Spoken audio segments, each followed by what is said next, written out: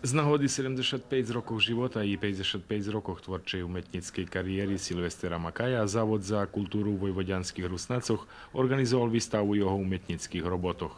Na otváraniu výstavy prisutných privítal direktor závodu Sergej Tamaš. Čest mi, že otveráme so zapožnjenjem takozvani robotni oficijni sezon rok, keď u pitanju zbuvanja u Zavodu za kulturu. Nješka zoz výstavu Silvi Makaja.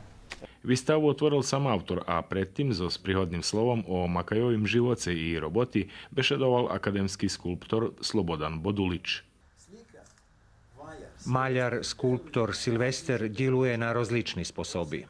Má vlastni podobový jazyk u vyražovanju na povrchnosti platna, jak i u trodimenzijnih formoch u prostore.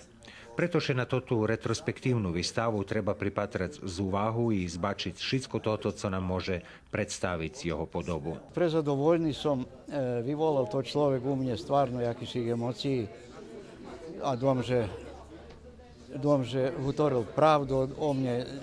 Nie postavil še ako kritičar da jaký podobovi, nego vecej mi dal podstrek jeden, že by im robili ešte vecej. Výstava Makajových umetnických robotoch u prostorieho Závodu za kultúru v Vojvodianskych Rusnacoch bude postavená po 31.